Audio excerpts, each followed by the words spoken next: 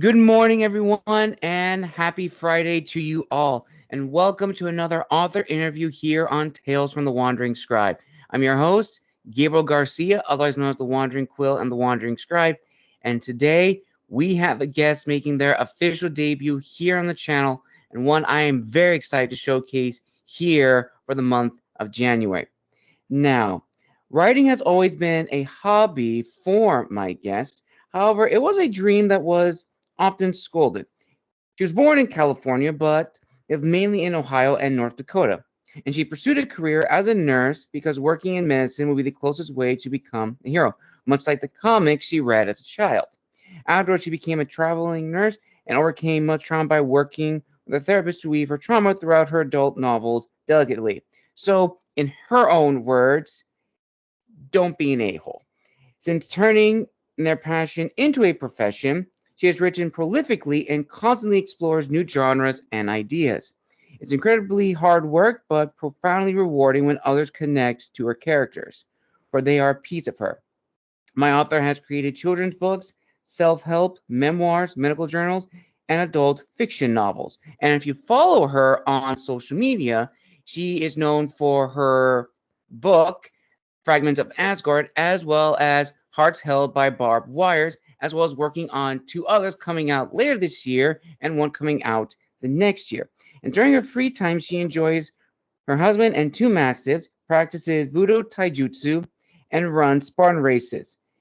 And currently, she is still a nurse caring for others. So, without further ado, let's give a huge round of applause to today's guest, author Deanne Dietz, otherwise professionally known in the author community, D.E. Dietz. D.E., thank you so much for coming on the show today. Thank you for having me. This is going to be a lot of fun, so I appreciate your time.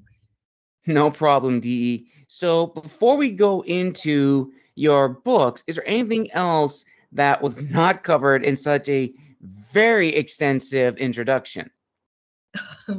I don't think so. I went through a lot of good detail to try to have other people kind of get a good range of everything.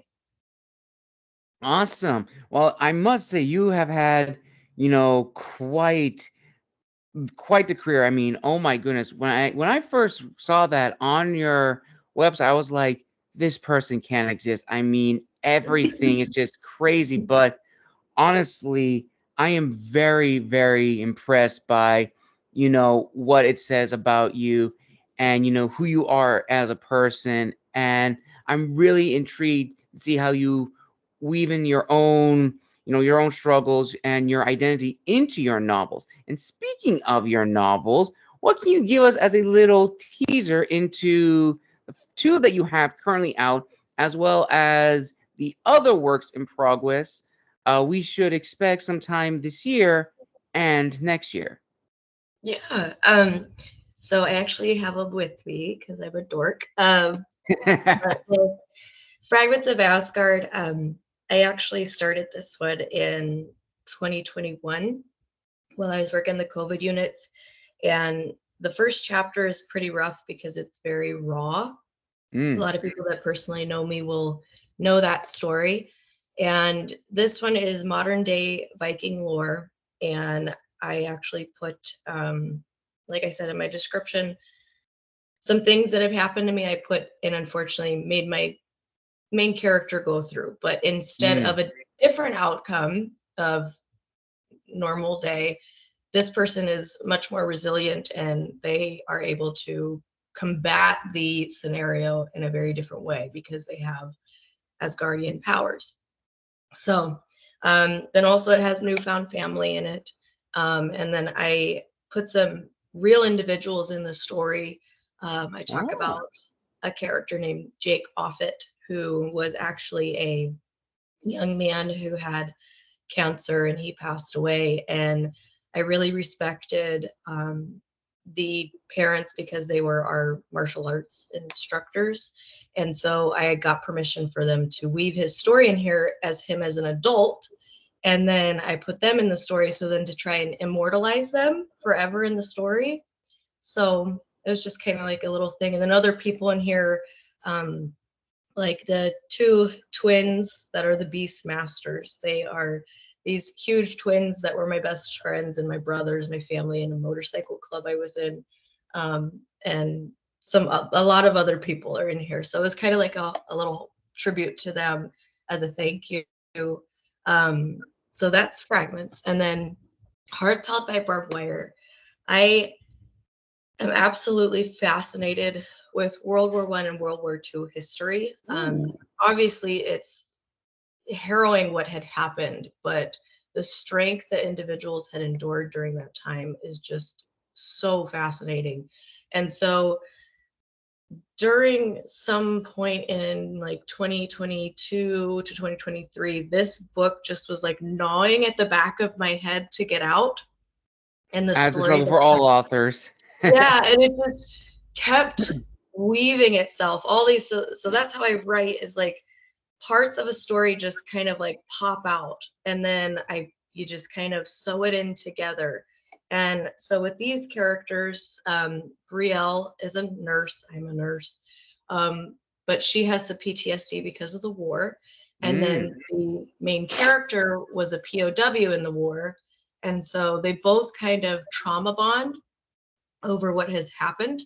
And he is the leader of the Afton Adders, which is a gangster group in Lockham, England, which is not a real place. I was very proud to make up that place all on my own. But so they trauma bond, and then he brings out this kind of dark John Wick side of her, which is very interesting. And there's some twists and turns with this book, but when it comes to a lot of things in my book is bonding and then kind of overcoming a lot of struggles, whether it's PTSD or cutting or, different things, because I know a lot of individuals also struggle with that. So writing it was very therapeutic, and also having my characters overcome it. And hopefully if someone's reading it and they kind of identify with it, they can kind of feel seen, heard, and then hopefully overcome it as well. Wow, that is very, very powerful. And absolutely, I just say I love the cover of the one you just had up, Hearts Held by Barbed Wire, because it gives almost like, for me, the imagery of like, I don't want to say like a gothic romance or like a very tragic kind of romance, and it screams very cinematic. Like it's something like you would see as like a movie title or like a movie trailer. So I absolutely appreciate that. And from what you described to me about, Hearts Held by Barbed Wire, it definitely gives that imagery, that illusion, which I am sure a lot of people who are listening to this right now are very invested and very intrigued by this story. So now I'm actually curious, DE, to see how that creativity came about. So let's actually go back in time to your history.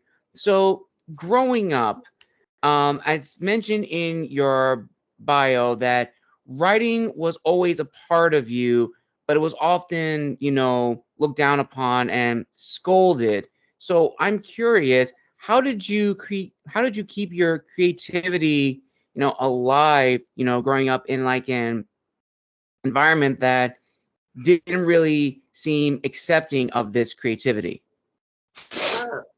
I would say um, stubborn, a lot of stubborn portions, which actually I inherited from my Nana, which, funny enough, I wrote her in here. Her character's named Baba. And Nice. and funny you say that, because yesterday I got a phone call from her, and she finished both of my books, and she, obviously she knows me best, and she was like, I'm very proud of you for continuing to write, because you were so not encouraged to write. And so I started writing at a really young age, just because it was an outlet for stress and things like that. And as time went on, I actually got a full ride scholarship to a place in the South, but that kind of got squashed. And a lot of kind of like fear mongering. Like when I grew up, my some individuals in my family said, if you want to make it into, you know, becoming a writer or a director or anything like that, then you have to do other things. We'll hint at that, because I don't want to say the. And so it was very disheartening to not get that support, but I still continued to write because just stuff would come to me. And funny enough, in about high school, I, for some reason, had this lovely idea to write Gore Verbinski and Jerry Bruckheimer because I had an idea for Pirates of the Caribbean. And being an idiotic high schooler, I didn't know the correct passages and pathways to do things. So I still have the handwritten script somewhere, handwritten. Then I typed it up to try to make it look all nice. And I mailed it out to anything and everyone. I looked at the credits of Pirates of the Caribbean and I mailed it out like a dork. And I shared this story with my best friend, Laura Brink. And we would do this thing where we'd go see the Pirates of the Caribbean together. And I believe it was the ending of one of them showed the teaser, you know, of the Fountain of Youth. And my friend was like, wasn't that in here? And I'm like, shut up. I don't know. It's a coincidence. I have letters actually from Jerry Bruckheimer Productions and such that were like, we do not accept this types of things. This is not how you do things. I kept those letters because I'm a dork and whatnot. And then sometimes they would send back the script and then sometimes they wouldn't. I think I mailed it out to 17 different people like an idiot. Then the movies, you know, they had a big chunk after the third movie where it was kind of paused. And then they did the one with Blackbeard. And in my thing, it was Blackbeard. He had a daughter in the Fountain of Youth. It's coincidence. It could be all completely coincidence. Completely coincidence. But when my friend and I went to go see the movie, we were like, that's really a lot of coincidences. And I was like, well, you know what? I take it as a compliment, you know, and maybe I'm just, you know, crazy and maybe they had somebody else that saw it, or I probably maybe mailed it to somebody who was like, oh, this is a really good idea, I'm going to pitch this. Well, but I was going to say that, what was the saying? You know, imitation is the highest form of flattery. And, you know, just seeing that is incredible. But I didn't mean to jump in. Please continue. Oh no, you're fine. You're fine. And then in high school during that time too, we had like a work study type thing, and I did the Contemporary American Theater Company, where I worked with them with like costume design with this amazing woman named Tatiana, and then John, who is like producer director of these theater plays. I worked on some short story plays and stuff. So it was really cool to have that creativity be kind of nurtured there. And then my Nana would always kind of read anything if it would come to my head, and I would like write her letters and stuff when, you know, we were living in California or Ohio, and she's always lived in North Dakota. But yeah, that's kind of the beginning. And then I lost the passion of writing when I moved to Florida, and then my first marriage just kind of, I don't know, I just kind of disconnected from writing a little bit. And then when I worked the COVID units, it just started kind of coming back because it was very sad, very depressing, a lot of negativity. I was a travel nurse going to different hospitals in, you know, West Virginia, Maryland, and Virginia. And it was a lot. It was a lot. And so I wrote the Teeny Tiny Telescope to try to bring in some positivity and an outlet that was just going to force some goodness into my brain. And that way too, I could kind of like entertain my bonus kids and my niece and nephews with it. And so I did the Teeny Tiny Telescope, where they go to the different planets. And I've always loved space, and had a huge thing for space. I actually sent the teeny tiny telescope to Neil deGrasse Tyson. And Ooh, I actually have his letter. Let's see if I could point correctly. It's right over there, and it's framed. nice. Um, just because they were also a huge um, part of it, because I learned a lot about space from his books and Carl Sagan, and I really appreciated the shows that they did. And after Teeny Tiny Telescope, we kind of all got mad with COVID, we being medical staff. Mm, And I wrote the burnout journal.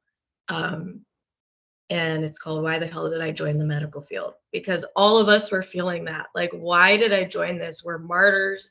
We're doing all this stuff. We're, you know, in the COVID unit, a lot of people didn't understand. Sometimes the nurses would be physical therapy. We would be everything all encompassing, because they had, number one, limited staff, and number right. two, a lot of staff couldn't go to the COVID unit. So it kind of got funneled into us doing more roles. And we were with these people in and out. And sometimes they would be in there for months, and then they would get kind of like psychosis, because Mm, you're in the same four walls with COVID. And it got a lot. I can't say too much because of like HIPAA and respect, but it of got a course. lot. Like there was one time where a patient tried to stab me because they were just losing it, you know? And it was so hard too, because some of us, a lot of us, were the last people that these people would see. And so we would feel terrible, because it's like, we're not your family. Like, yeah, we're taking care of you, but we feel so wrong for being the last individuals that you're going to see before you pass away. And so Mm, it just really stoked that anger and resentment with the nursing career field that I did, even though I love caring for people, not just in nursing. I love for others to feel cared for, because I know what it feels like to kind of, you know, and so yeah, sorry, that was a tangent. But that's how the writing got started.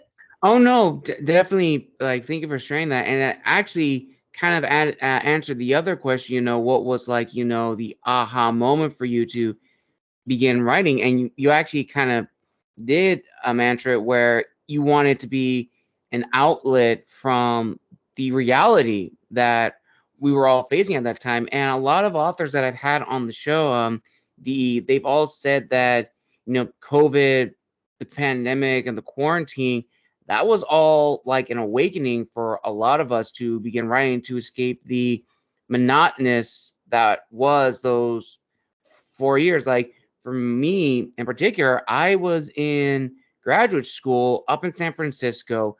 I was just starting, it wasn't even my first month, maybe a month and a half. And we were told we had to leave. And I was like, I just started my graduate program, and I had to go back down to Southern California, where that I was there for many months for most of my program. And of course, everything was remote. I had to keep busy. And that's how I, just began writing, The Gathering. I rewrote it. And then from there, I wrote another book, then another one, and another one. I wrote 4 drafts in like 2 years, which were unthinkable at the time. Thank you, DE. And I realized that also, in quarantine, during those, very tumultuous 4 years, it was a breeding ground for us authors to really connect and interact, which I think truly the independent publishing world really blossomed during that traumatic event. And we'll touch on that a little bit later in the interview. But now, going to the creation of your books. So I'm very curious, DE, when you found the time to, write and really delve into the worlds of Fragments of Asgard and Hearts Held by Barbed Wire, what were the goals you had for yourself as the author, but also the promises you are making to your future readers? So A lot of what I focus on is I really want to make sure, and I think a lot of authors want this too, where you kind of want to take the reader side by side on a journey with the main characters. So you feel Mm-hmm. what they feel, you connect with them, you can maybe see yourself with them, or, kind of just create this relationship together. And so with that, that's my biggest thing, is just kind of taking my readers on this path and blossoming this relationship with them. For example, some of my side characters that I have with Hearts Held by Barbed Wire, I absolutely love that people fell in love with them. And in book two, they get their own story. So I'm excited that I see individuals commenting that are like, oh, I can't wait for Bobby and Tilly's story, or I can't believe Kenneth is going to get his own story in book three. He's such a, you know what? And kind of like being able to take some of this and then making them feel certain emotions. That's my biggest pride, is like just kind of taking them on that journey and then making it seem real. Absolutely. And then going forward with the creation of the first draft, there is that sense of, vulnerability when we want to share it and first get, feedback and reviews before we publish it. So I'm very curious, Dee, when you made the decision to, I don't know if you've done beta reads or arc reads for your all of your books, but from the people that you have shared your books with, what was the overall feedback like? Overly positive, very critical, or somewhere down the middle? It was pretty positive. I was very surprised. Um, and just to make you laugh, I had no idea about alpha, beta readers. I actually asked someone else about it because I'm in this lovely Luna Literary Management, where Lemmy takes care of all of us authors, and she just helps us with like ARC readers and such. Because again, I had no idea what I was doing. Right. Like, it's crazy, and you probably felt the same way too. Like, especially when people are Mhm. like, "Oh, I want to write. Where do I start?" And there's so many steps, and you're like, well, which Yes. step do you want me to start with?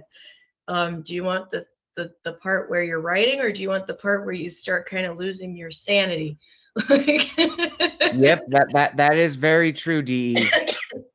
and with um with that, it was so crazy to see the positive comments. There were some. One of the critiques that I got was they felt the story was too short, and Mm.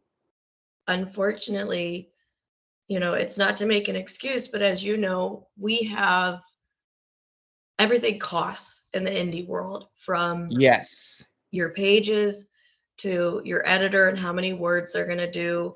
And then also, I did Blue Nose Audio to record my books because I really Mm. wanted these characters to come to life. And oh my gosh, like, I felt like such a baby when I heard those voices, because it was like, holy crap, it's real.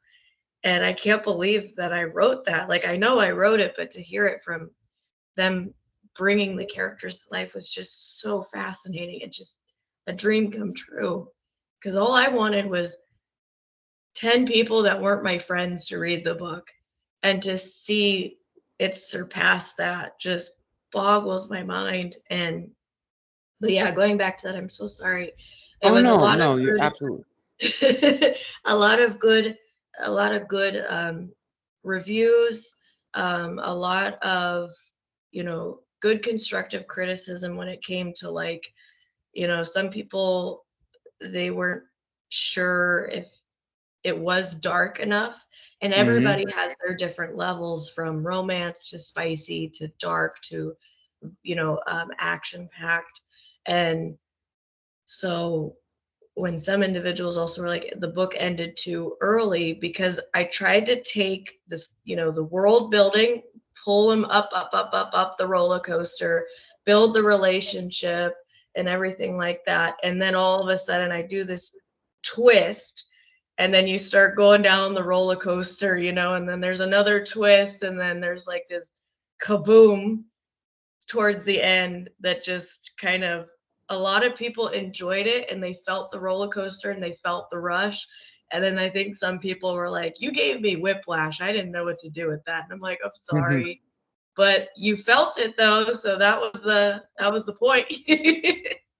You're right, and a lot of my authors have said the exact same thing, that their reviewers have said like, you gave me emotional damage, and I will never forgive you from that. But it's like, well, as long as you felt that, I mean, I succeeded in my goal, and goals always change between authors. What ultimately we want for ourselves differs from what we want for our readers, and that's completely fine. So from those interactions and more, of course, did they in a way validate the goals that you set off with these books? And looking back on it, how has that made you feel? Oh my gosh, elated. Like, I try to do my best to, anybody that messages or talks about the book or has questions, or they'll be actively reading or listening to it, and they'll message me as they're going through it. And oh my God, Gabe, like that is the best freaking feeling, because they're like, this just happened, this just happened. And I'm like, keep reading, keep going.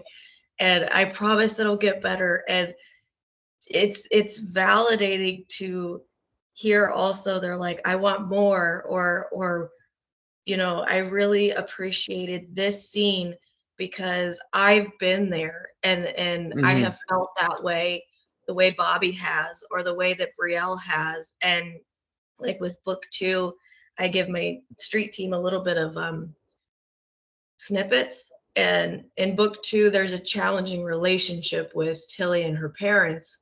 Right. And so some of my street team were like, I feel that in my soul. And sometimes that doesn't get talked about. Like, it does get talked about in books, but it's not as big as it is in book 2. Mm. And so I am so glad that other people can identify with it and be like, yes, I know what that feels like. And to see the character overcome it, and it gives me strength to kind of like set healthy boundaries for certain aspects in life. It just floors me in the best way to see that the book has impacted other people. And same with fragments too, because like some people that were like, you know, I've been assaulted, and to see what Blake went through and to know how she felt, and then to feel like everything was her fault, and then the fact that she had family around her that validated that it wasn't her fault, and to make her say it's not your fault. Mm. And oh, sorry. Getting Oh, the no, no, feels. no. Take your time. Take your time. um but yeah, it feels darn good. It feels darn good, and to see that. And this again touches on what we mentioned before about that there is a sense of vulnerability when sharing stories like these, and that leads into another powerful reflective question. So just brace yourself, DE. This is probably one of two big ones that you'll be asked in this interview. So for this first one, as authors, we always want to share our work, but there is that hesitancy to promote it and share it, especially now in the digital age. And with social media, it's a double-edged sword. Yes, it allows us to share our work with a wide range of people, to make those connections. And as you've just mentioned before, you've had reviewers who have felt touched by your stories, have had either a personal connection that they themselves have gone through, or they know someone that they love and care for who have gone through something that one of your characters has experienced. However, on the other side of the coin, you definitely, again, are exposing yourself to, trolls, bad reviews, comments, so forth, everything, etc. And that's heightened even more in the digital age. And, again, this raises our anxiety. It makes us question, are we doing the right thing? Are we, you know, doing good by, telling the story and in a way exposing some facet of ourselves to the complete unknown. And then, of course, imposter syndrome is always there over our shoulders or in our head saying that, we shouldn't be doing this. Why are you doing this? No one's going to read it. You're just, bringing up old trauma that you've worked so hard to push away. So for you, DE, throughout your journey with your books, have you ever had those moments of, heightened anxiety and imposter syndrome? And if so, or if not, what has disciplined you to continue telling these stories? Because these stories and many more you have in the future deserve to be told and shared with others. Oh my goodness, yes. So actually, there was a part where I wanted to pull the book off Mm, because I started getting too focused on reviews. And when mm, I started reading the reviews of like DNIF or 1 star, 2 star, seeing like, oh, why does there always have to be a kidnapping of the FMC in a gangster book? Or, this didn't really have any depth. And I felt like I was reading the same characters. mm. And here's the thing, everyone is entitled to their own opinion. Absolutely. Everyone has a keyboard. Everyone brings that light. So I never want to disrespect anyone's opinion because we all are allowed our opinion. And it's hard because as a writer, like you said, you're putting your world in there, your everything. It's like your baby, Hmm. it's your Yes. legacy. And that's one thing, since I can't have kids, my books are my legacy. Mm. And so when I die, they'll be there when I'm gone. And so to see the negative reviews, it was hard and I wanted to pull the book. But then I talked to my really good friends, especially my friend Cody and Megan, who have followed me through everything and have known me since God knows how long. And I love that they coached me with, don't read those comments. You have to do your best to have self discipline to not read those comments, to not take them to heart. Like, yes, there's books you and I have read, and we're like, it's not really my jam, and we're just Right. going to put it down. Or maybe we know it's, my friend, Beverly's jam. I'm going to give her the book because I know she'd like it. And then there's other people that just, they live to give 1 star reviews. And you know what? That's out there putting stuff on the internet. It's going to happen. And you're going to start feeling that imposter syndrome over your shoulder, kind of breathing down your neck. And the Right. best thing that you can do is to continuously look at positive stuff. Hmm. Know that you are writing, even if it's just for like those 8 people that you know that love your work and love your writing. You are writing for them, and you are writing for yourself, and you're writing to give those characters the story that they deserve. And another thing too, KL Shannon is a wonderful author who is in our Luna Literary Management, and same with Vanessa and Jamie. And KL talked about, I wrote or I read all these reviews, and in my next book, I incorporated what those reviews said and I wrote for them, and I stopped writing for myself. And then people didn't really care for the writing. She's like, so at the end of the day, you write what you want to write, you write what you want to convey, and you put that story out there. It's going to find the people that it's supposed to find. And my friend Cody said the same thing. Your writing will speak to those that it needs to speak to. And so to fight that imposter syndrome, the best thing to do, I screenshot the positive reviews. So I'll go to Goodreads and I put the 4 and 5 star. Or if I get little messages from readers or listeners, I screenshot them. I actually have a picture right up there of this adorable listener who did the Oh, I see it. yeah, the advanced listener copy. And that just like, that made my heart so happy. And so I was like, I'm printing that out and I'm framing it, because that is why we do this. And then when you have those moments that the negativity or imposter syndrome creep up, you need to go back into your little library of positivity and pull out those records of the good. So it kind of, jump starts your battery and re-engulfs your soul with like, okay, this is why I'm doing this. and to tell imposter syndrome to just go sit back in the corner. It'll pop up from time to time, but that's how you could combat it. That is very true, DE. And you know what? You're absolutely right. You actually brought up something that perfectly segues into this next portion of the interview, which is, understanding why you're writing. Ultimately, as authors, we want to write for our audience. But when we're writing the initial draft of the story, it's for us because we know the story better than anyone else. And now going into the business portion, I'm very eager to hear your thoughts on some of these questions. So, as a little icebreaker, as you mentioned earlier in the interview, you have gone down the road of an independent author. But I am curious, looking back on the success of your first two books, as well as, the garnered interest for the other works in progress you have down the road, would you have still gone the direction of an independent author, or would you have gone down the road of a hybrid author or an indie traditional author? Or even more, would you go down either of those roads in the future, but for different books outside of the series that you have created as an indie? So you mean, sorry, I'm slowly DSL loading. So you mean for like just continuing on indie traditional publishing, or or indie publishing versus traditional, or staying in the genres that I've done?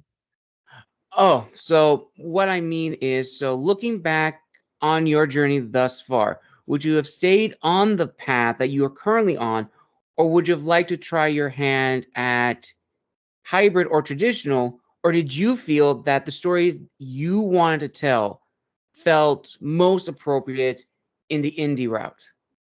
Um, I actually I've tried doing the traditional publishing, and when I say tried, I have sent out like, I want to say 37 query letters to agents in total. Yeah. And that's a mix. So it's a mix of the children's books, it's a mix of Fragments of Asgard, and it's a mix of Hmm. Hearts Held by Barbed Wire. Right. And sometimes I needed to learn too that you can't really do a query letter unless the book is usually done. And I've spent the money on trying to do a query letter class. I've spent the money on, getting a query letter made on Fiverr. I've done all of that. And I noticed that I was like, you know what? I don't want to just wait on a traditional publisher to get picked up to do all this. And I want my stories out there. So that's why I went the indie route, because Mm, then they could come alive. And right. it'd be great if one day, I still try from here and there. Like I'll get a little bit of motivation. Like this past 2 weekends ago, I was like, you know what? I'm gonna try to send out some query letters. Let's see. So I did about like 5 for Hearts Held by Barbed Wire. But I always try to think it's not gonna go through. So it's not to Mm, be cynical. It's not to be pessimistic. But what I've found, not just through writing, but throughout life, is don't expect anything. Like, right. yeah, don't expect anything. And then you're pleasantly surprised when something goes right. And again, it's not to be cynical, it's not to be pessimistic, but then you are pleasantly surprised when it's more than 10 people have read your book, or you're pleasantly surprised when someone makes a really great comment or tags you in a post about your book, and it brings you more joy and positivity than to set up these expectations and then you feel let down. Because unfortunately, when I was a little kid, I would always have all these expectations, and then the expectations would kind of get squashed, and then I would Hmm. always, yeah. And so I kind of grew up realizing, don't have expectations. Or if you want something to get done, you got to do it yourself.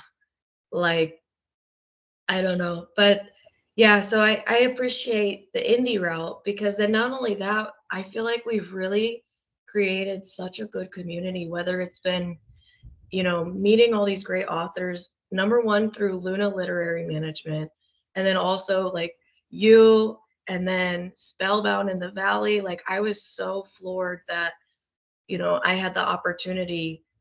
Um, I got like 3 okays to go to some book cons. And then I was Nice. like, well, I was like, oh crap. Like, I didn't think that was going to happen. So I felt so stupid for applying for them because I kind of figured they would just say no because I'm so little. And then they said yes. And then I was like, oh, SHIT, like, I got to send them a thing because my husband and I were talking and he's like, we can only afford one this year. And I was like, I don't know which one to go to. And I feel so bad because, like, some of my friends are going to different ones and I want to see them. And he's like, I understand, but we can only afford one.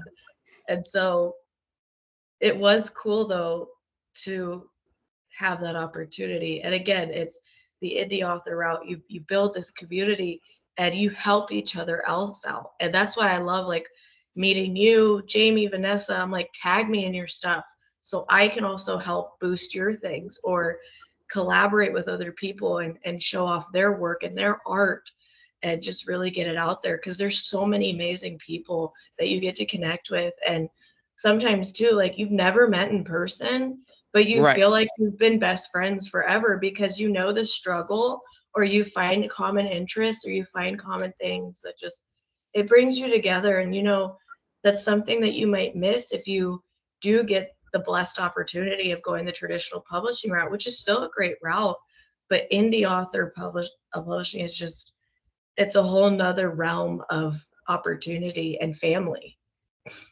You're absolutely correct. And, just to add on to that, from my own comment, one of my closest and dear friends that I've met in the indie publishing world that we actually met through Inkit, the online writing community, was South African author Kim Appelgren.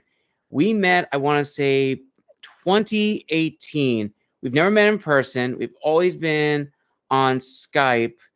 Actually, even before Skype, it was always just through like the chat feature. When we actually met through Skype, a friendship instantly bloomed. Like, she's a big Lord of the Rings fan, big Tolkien fan, Game of Thrones, Assassin's Creed, and it's just, we've been in each other's lives for now going on 6 years. We've been there for each other's like downs, lows, high, and everything. And you're absolutely right. In the indie community, there is a sense of camaraderie. And even to go even broad, in the publishing world, there is this sense of like camaraderie, even though a lot of people would assume that it's a cutthroat industry, which to some extent there may be a little truth in that regard, but ultimately we're trying to be there for each other's successes.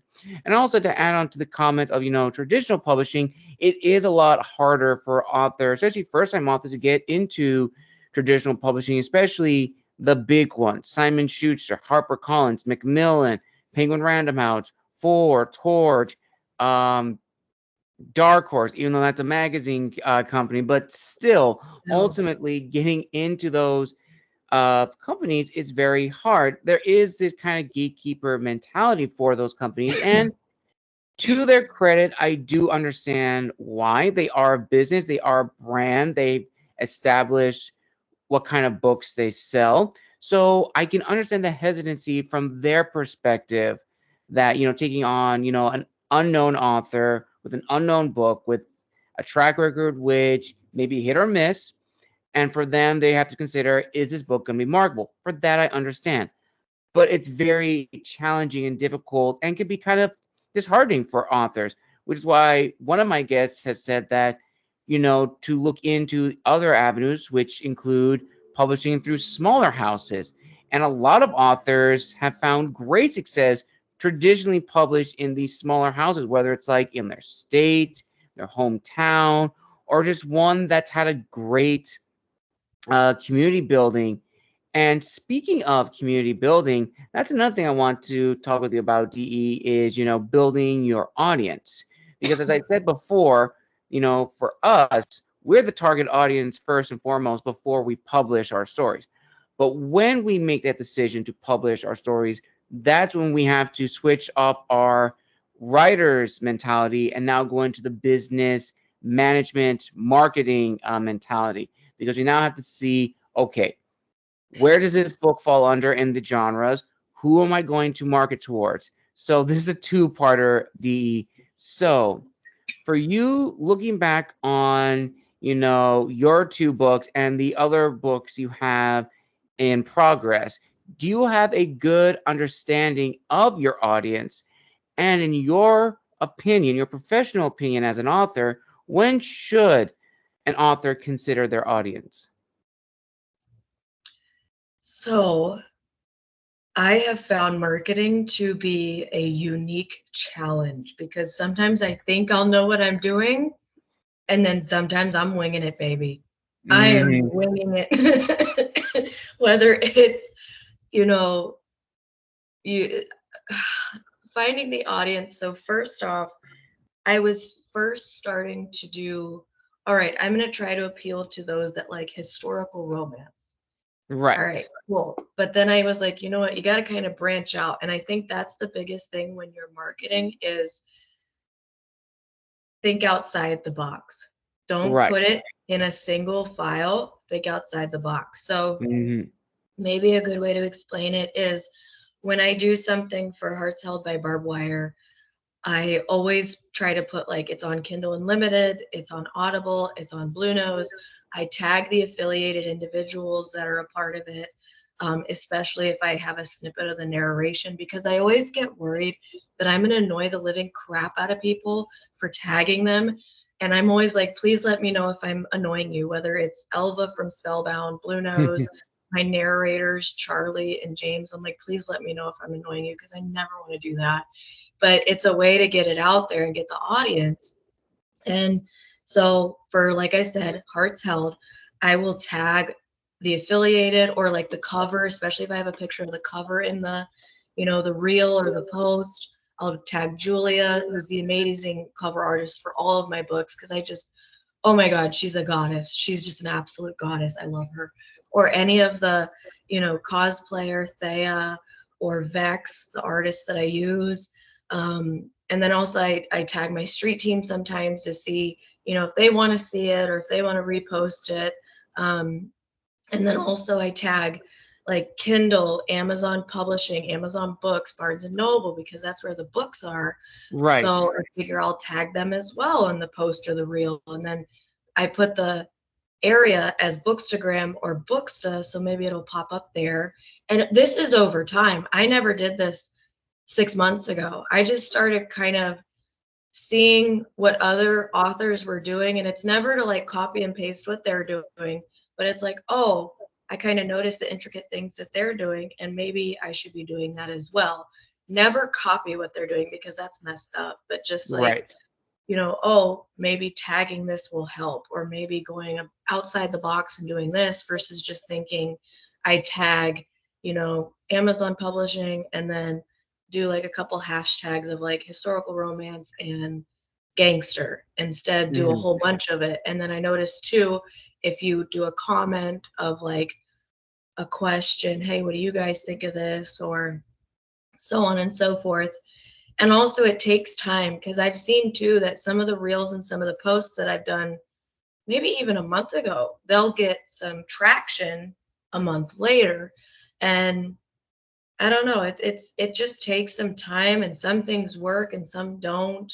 And it gets a little bit disheartening because sometimes you're like, I hate how it'll show you certain things. So another thing too is I like to screenshot my progress. So I Right. screenshotted where it got like 27,000 views in the last 30 days. And that's your profile, Mm. right? I don't know if you've noticed that on Instagram. You go to your profile, it'll say how many views in the last 30 days. And Yes. so um, fast forward from that time frame to last month where my audiobook came out for this, Mhm. and it jumped to 158,000 views in the last 30 days, which I nearly crap my pants. But it's because of all of the posting. And then I read like sometimes you need to post 2 to 3 times a day to get that momentum, get that traction. But as you know, when we have daily jobs and you're trying to do so much, or when you're sick and you've got Right. all these other things that you're trying to do, it's hard to keep up with that. and try to not overwhelm yourself as well. I don't know about you, but I've felt overwhelmed before, and I'm like, Mm-hmm.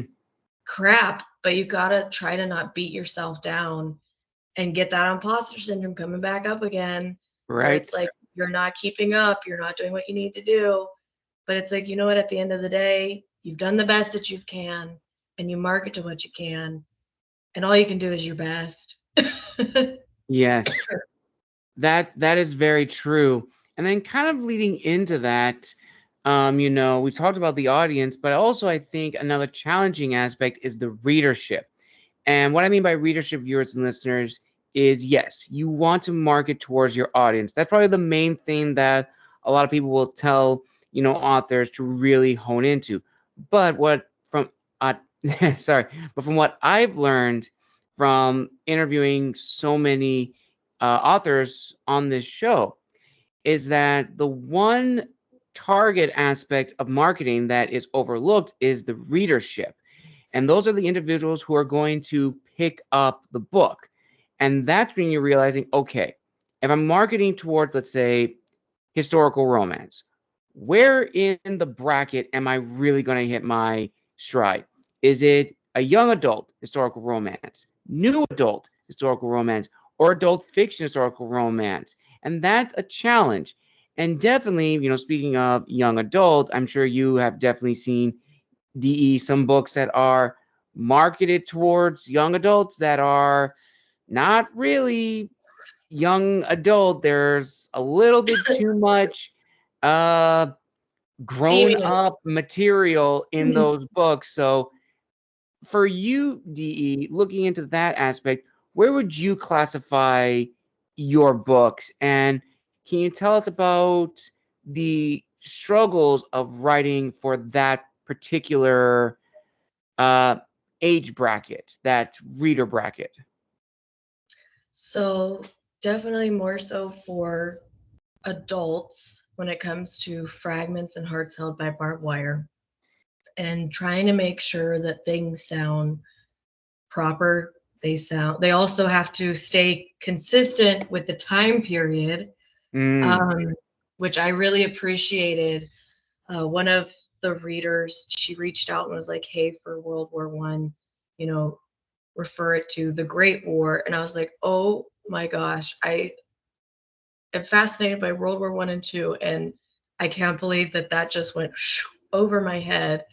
And then also the certain things that you would say in the 1920s and 30s, not modern day speak, modern day language. right. Also, you have like certain aspects of like metrics, kilometers, different stuff like that. Mm-hmm. So trying to stay consistent with that. And then trying to, you know, at first I thought I was marketing to historical romance and then also dark romance, but some dark romance also, again, going back to what we talked about, there's different levels for each person, whether it's romance, spicy, action, dark. And a lot of true dark romance readers would not find this to be as dark as others. Right. Um, and then it's like, do you tailor your next books to be darker, Mm-hmm. or do you just write to what you want the story to be? And it's a hard happy medium that you kind of have to find. It really is. Like there's no algorithm, there's no, calculation that you can do. And I don't know, to be honest, I don't have a great answer for that because it changes per book. And same even with my kids' books, like they're like, what genre of reading is your book for your kids' books? I'm like, I don't know, because you could read it to a baby. Like they would like the pictures. I mean, that might sound really stupid for me. I was like, I don't know. I've never really thought about that.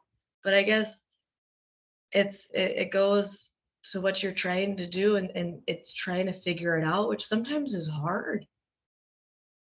Absolutely. And there is a lot of struggle with that, like really trying to hone in on, who is your readership. Some of the authors I've talked to on the show have said that, we write our books, to where like our families could read. So that's already like, okay, if you're writing for, let's say, your nieces and nephews who are younger than you, who are interested in your books, then you would want to target for, their age group.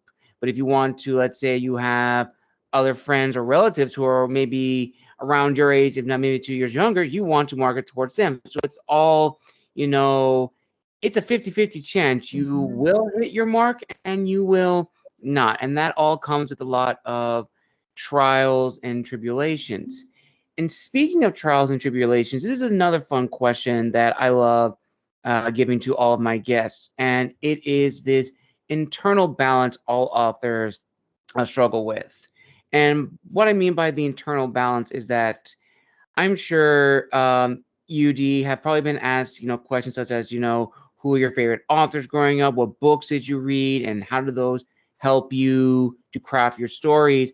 But ultimately, at the end of the day, when someone picks up Fragments of Asgard or Hearts Held by Barbed Wire, it's going to be your words. It's not going to be anyone else's. It's not going to be Brian Sanderson's, C.S. Lewis, J.Q. Rowling, George R. R. Martin, and so forth, because it's going to be your words.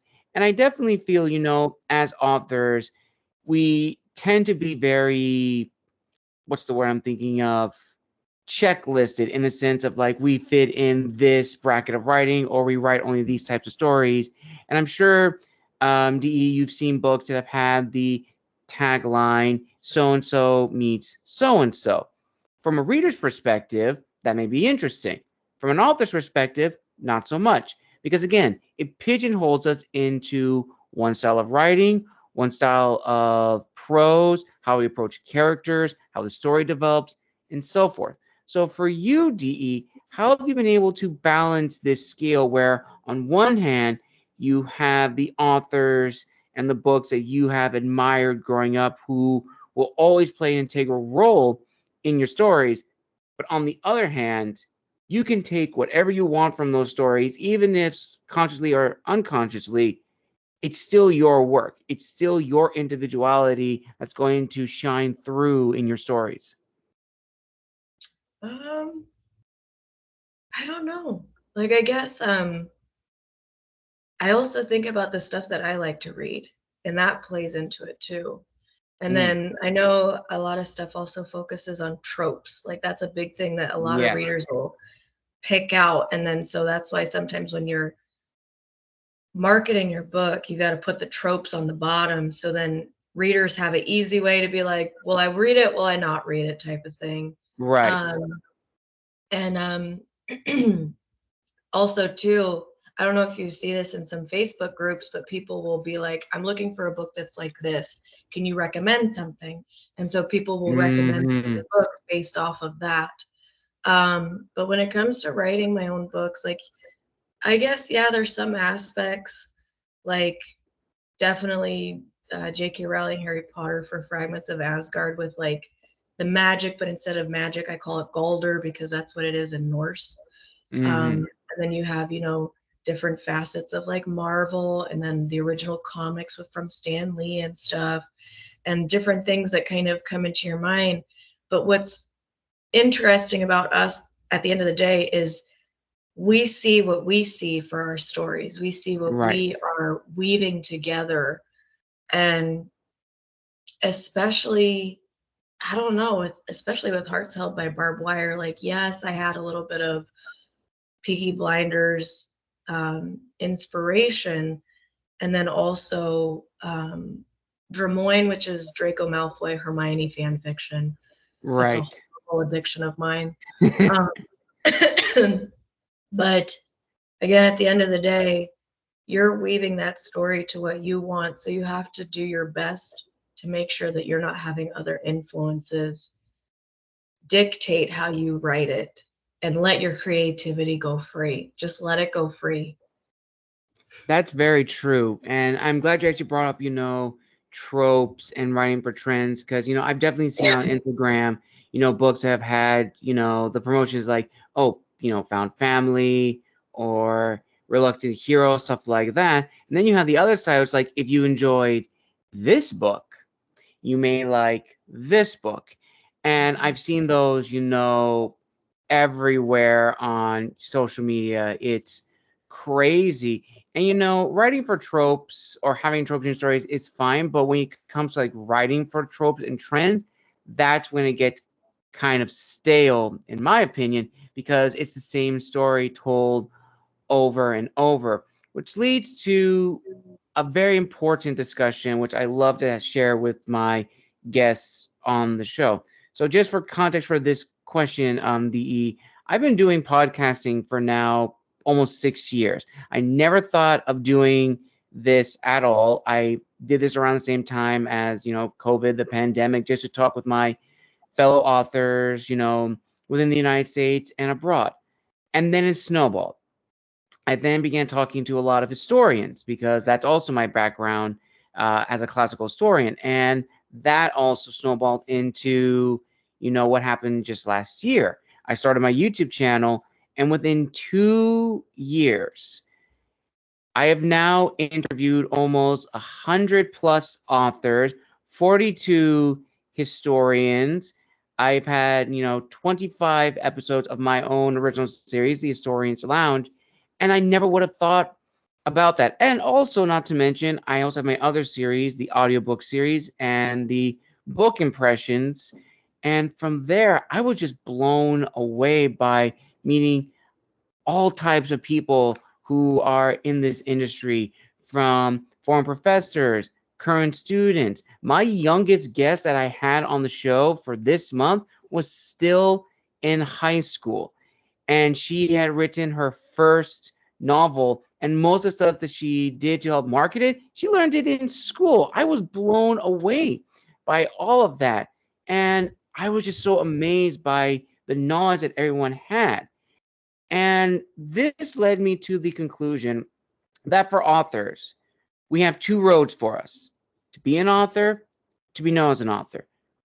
Down one road, you're dedicated solely to the art of storytelling.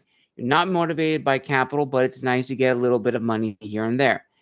The second path, which is the most enticing, to be known as an author, is someone who's dedicated to marketing, going on shows like these, promoting their book on social media, doing whatever it takes to get their name out. And I definitely feel for first time authors, the second path is the most enticing, but it leads to a lot of unrealistic goals and expectations. And the Mhm. truth of the matter is, in this industry, this is not a get rich quick money scheme. And there's no guarantee your first book is going to give you everything you want. You're not going to be a New York Times bestseller. With that said, there are exceptions to the rule, of course. I've met quite a few authors whose first books did give them that award winning status. And that is, incredible for them. That is not an easy thing to do, generally speaking. So, on the other side of the coin, as I mentioned, you have these highs and lows for first time Mhm. authors. So, I turn over to you, DE, to hear your input on this discussion. That while it is true that in this industry, no matter if you're indie, hybrid, or traditional, your first book's not going to give you everything you want. You're not going to be a bestseller overnight, but that shouldn't stop you from honing your craft as an author. Yes. I mean, not to embarrass myself, but like my kids' books, that is a hard, hard niche. That is a hard section. And I don't get a lot of traction. I don't get a lot of sales in my kids' books. And that's okay. And I've, since, beginning this writing in, 2020, 2021, publishing so many kids' books before these first two fiction books. Mm-hmm. And even Fragments of Asgard isn't getting a lot of traction. Granted, self reflect, maybe it's my own doing. Maybe I'm not marketing well enough for those books, giving them the more love as Hearts Held by Barbed Wire has. But at the same time, it's going to happen. And at the end of the day, I'm okay with that because the last, shoots, few years, several years now, my whole goal was just to get my art out there. And like you said, to be known as an author, as a writer, and to tell the stories, especially the stories for Hearts Held by Barbed Wire and Mm-hmm. Fragments, tell those stories of those individuals and get it out there. And so other people feel seen and recognized. It wasn't really for monetary items. Is it great that it would happen? Yes. But, you know, I understand that, like you said, it's going to ebb and flow, and it's definitely going to, you know, have a little bit more lows than highs because of ending, Right. but our work is out there, and that's the most miraculous thing to me. Like, our stuff is there. And to be honest, I don't know about you, but sometimes when people are like, "Oh, you know, you're an author," or they even mention that, I'm like, eh, kind of, yeah, sort of, yes, I guess. And I don't know why. Maybe it's a little bit of the imposter syndrome, but I never want to, like, I don't know. And I also don't do a great job of like bolstering that because I never want to seem like, oh, look at me, like all eyes on me type of thing. I don't know. But it is nice to have these. I know a lot of people do more marketing and stuff like that, but Hmm. when these opportunities come up, I appreciate the fact that I get to know somebody else. Like, especially since I work um, remote, even though I travel a lot for my work, I love being able to also connect this way with other indie authors and other people that do podcasts and stuff, like Cass and her podcasts, and Jordan and hers, like meeting all these interesting people. But I know a lot of other people are like, oh, I want to get into as many as I can to try to bolster and do what I can. But at the end of the day, if people are knowing your work and knowing you as an author, your work will get out there because of the word of mouth. And people will be like, oh my gosh, you gotta, listen to this or read this. And it'll find the audience that it's supposed to. And the best thing about it is, I don't know, my friend Cody asked me a long time ago, he's like, what would make you feel successful with your books? And I said, if I had at least, I think about like 15 people that wrote a review that weren't my friends, that showed me 15 people that I didn't know read my stuff, I'd feel really good. I said another part would be to see my book in an airport. I don't know why my brain goes there, but I feel like seeing your book in an airport, because it's so random, means that like you kind of hit the mark. But I was like, but you know what? I want to keep it to where it's that.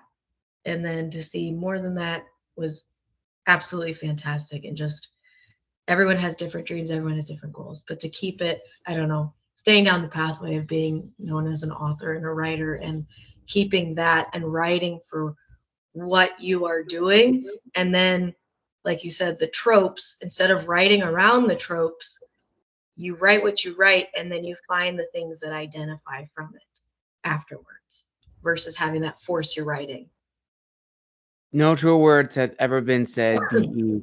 And before we get to the final question, there is one question I did want to ask you before that. And you kind of already touched on it.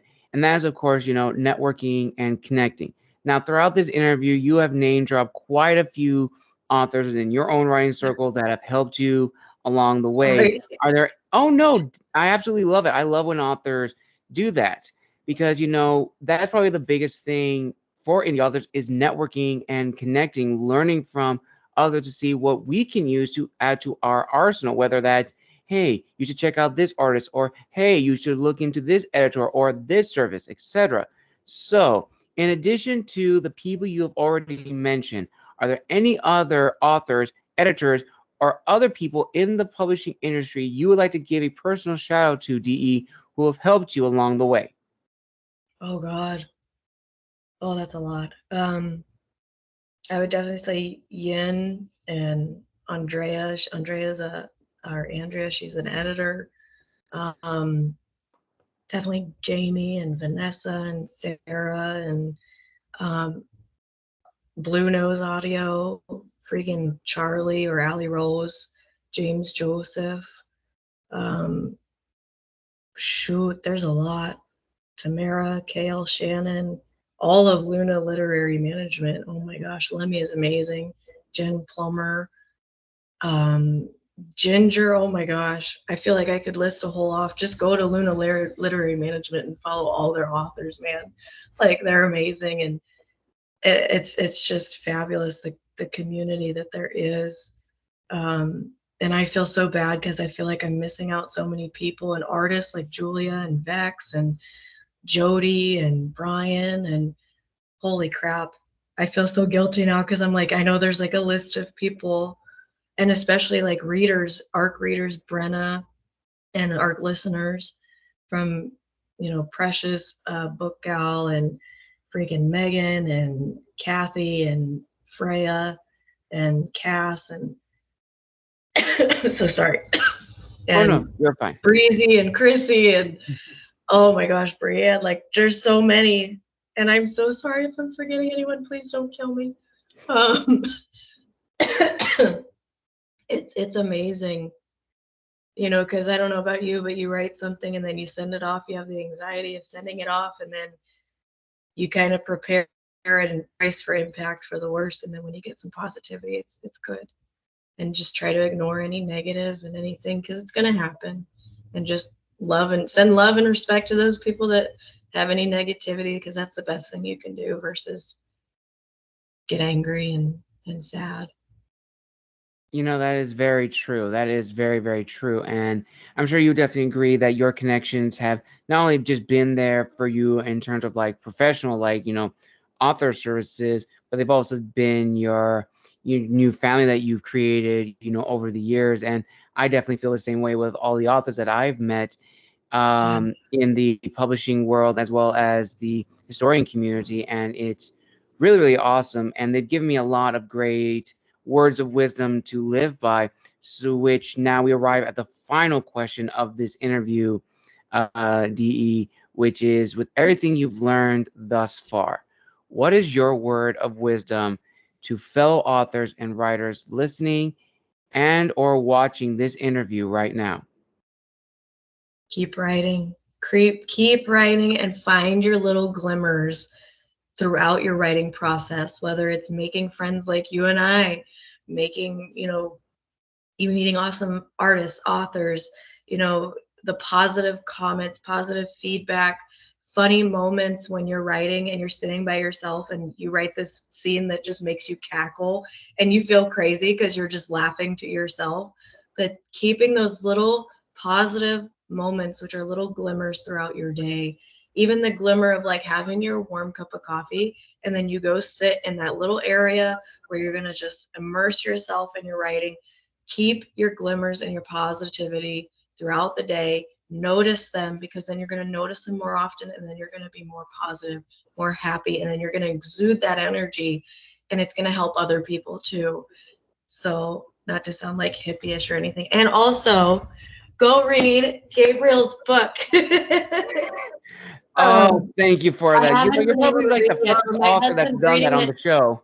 So, oh God, he's gonna kill me. I lost his bookmark. Oh God. Oh, you're fine. You're fine, DE. He's gonna kill me. Well, he's not gonna kill me. He's gonna be like, you goofball. Um, but no, you are absolutely fabulous. I am so happy that I got to meet you, and anything I can do to ever help you and just be there for you, because you are a positive light, and I am so happy that I got to meet you. Like, thank you so much, because number one, time is like the biggest, most important thing that we have. And so the fact that you gave me your time, you could have given it to anybody else.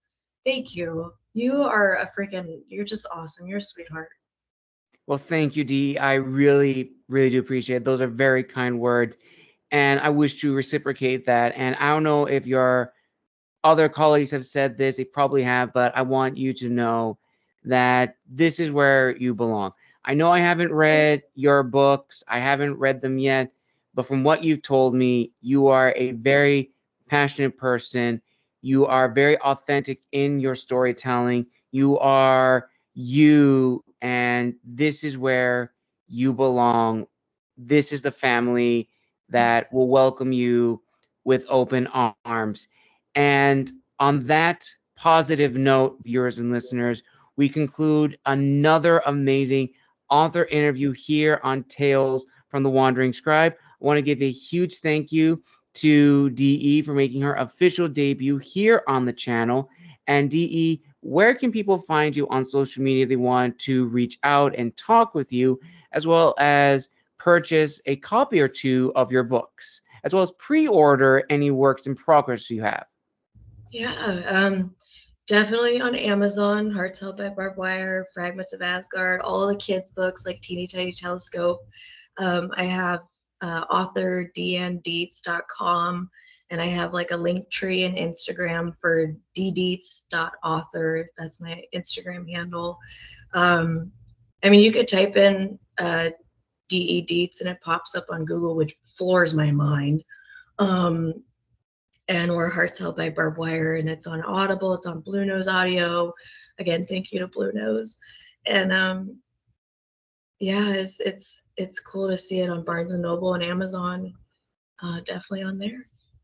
Awesome. I will link all those down below in the description of this video.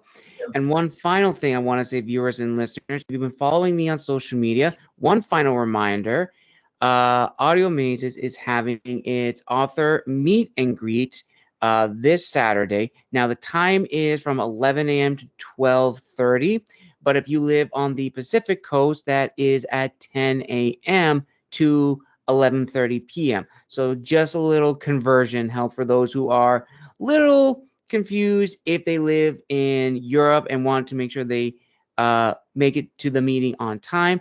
I highly urge anyone to come. It is an amazing opportunity to meet the team, myself, and my fellow colleagues.